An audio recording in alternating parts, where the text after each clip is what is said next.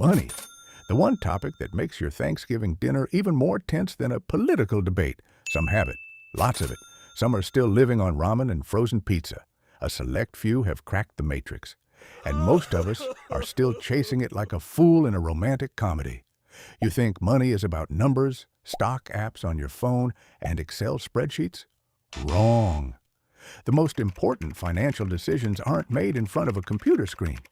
They're made around the dinner table, full of ego, pride, fear, and so much emotional baggage that therapists spend years unpacking it all.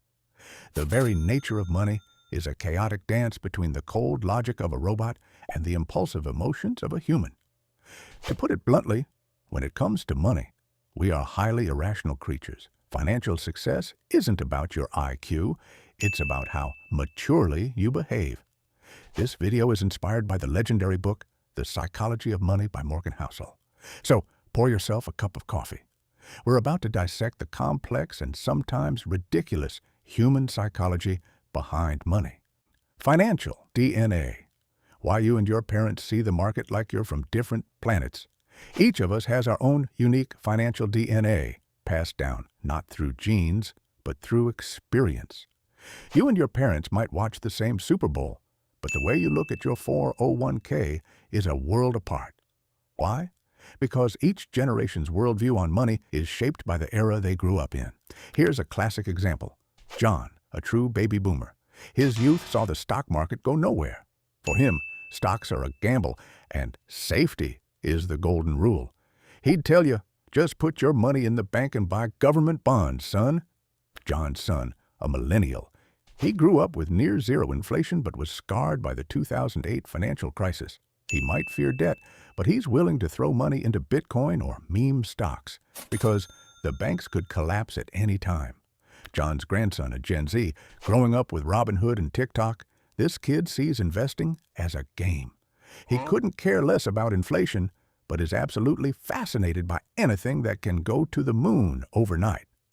Every financial decision, no matter how crazy it looks to others, has its own logic within the bubble of experience of the person making it. As Morgan Housel said, people do some crazy things with money, but no one is crazy. They're just playing a different hand of cards with the cards that life has dealt them. The compounding masters. The secret isn't genius, it's boredom. When we talk about investing, everyone knows Warren Buffett. He's the Michael Jordan of the financial world. But here's a shocking fact.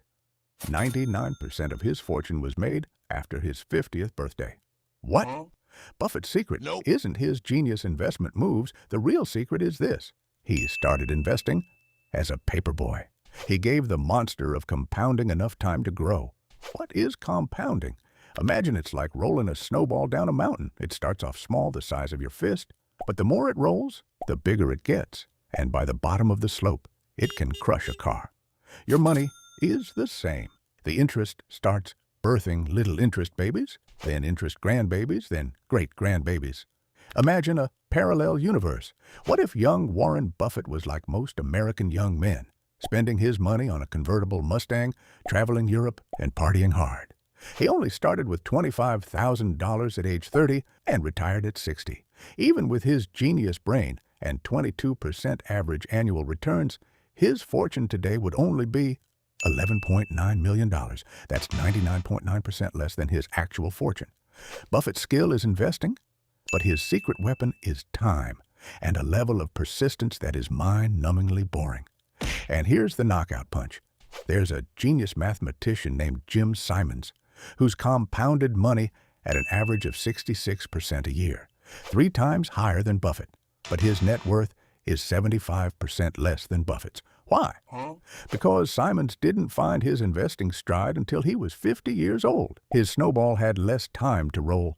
If he'd had the same amount of time as Buffett, his net worth would be a number so long you'd need a telescope to read it all. Wow. The lesson: compounding is a counterintuitive force. It's not sexy, but it has a terrifying power. Pessimism and money. Why our brains are addicted to bad news. Optimism is believing things will be okay. But when it comes to money, pessimism has an irresistible appeal, like a good horror movie. Why? Because our brains are wired to prioritize threats. Bad news is like an explosion. The market crashes 40% in 6 months. It's front-page news with red headlines and somber experts analyzing it. It grabs all your attention. Good news is like watching paint dry. The market goes up 140% in 6 years. Oh, that's great. Nope. And then you scroll on. It happens too slowly to be interesting.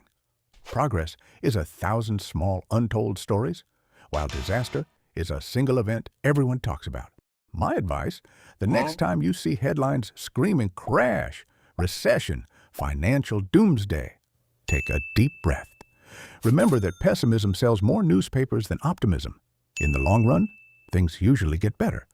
Luck and risk, two sides of the same coin. Do you believe success is simply the result of hard work and talent? The story of Bill Gates will make you think again. In 1968, the chance of a high school student in the U.S. having access to a modern computer was 1 in a million. Bill Gates won that lottery ticket. He attended Lakeside, the only high school in the world at the time with a computer like that. He himself admitted, if there had been no Lakeside, there would have been no Microsoft. That's luck. But every coin has two sides. In Gates's circle of prodigy friends was a guy named Kent Evans, just as smart, just as passionate. He never got the chance to co-found Microsoft. He died in a mountaineering accident.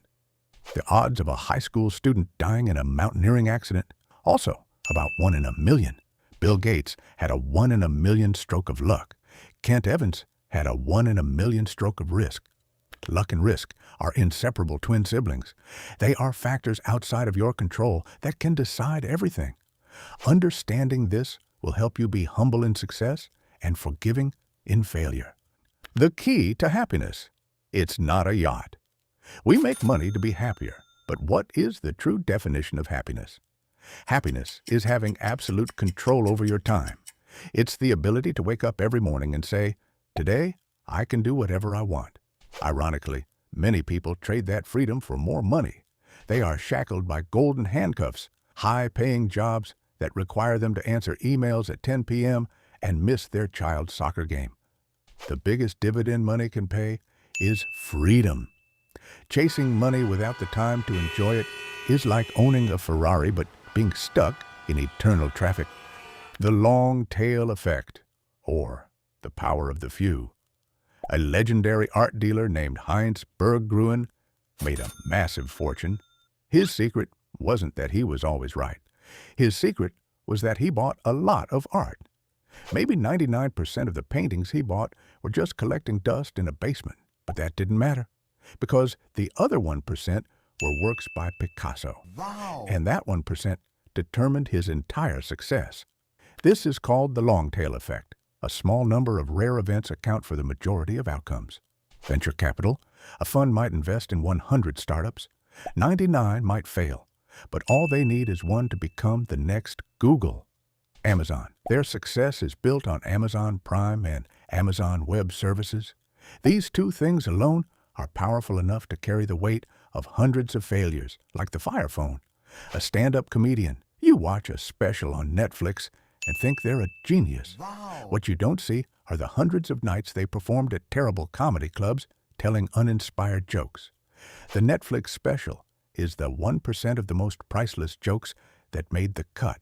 The lesson? Accept that most of your efforts will not yield the results you want, but you only need a few big wins to change the game. Rich versus wealthy, the quiet battle. Rich is your current income. It's what you can see. It's the rented Lamborghini, the house with a 30-year mortgage, the flashy Instagram posts from Dubai. Wealthy is the financial assets you haven't spent yet. It's what you can't see. It's the money in your investment account. It's freedom. True wealth is hidden.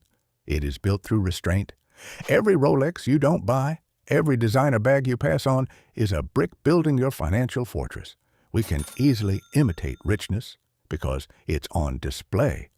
But wealth is harder to copy because it's private.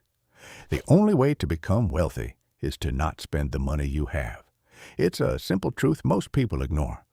The price you pay. There's no cheat code for the market. Think of investing like paying for a new car. You can't just walk into the dealership, grab the keys, and drive away without paying. So what's the price you have to pay for long-term returns in the stock market? It's volatility, fear, uncertainty, and the nauseating feeling of watching your 401k account evaporate by 30% in a single month. But many people want the returns without paying the price. They try to find a cheat code, trying to sell right before a crash and buy right before a boom. That's the act of trying to steal the car. And most of the time, you'll get caught. You have to accept that volatility isn't a penalty.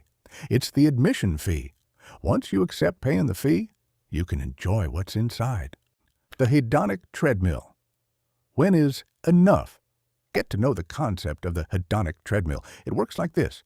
Your goal is to make a six-figure salary. Once you reach it, it feels normal. Your new goal is to be a millionaire. Once you achieve that, you want a vacation home in the Hamptons.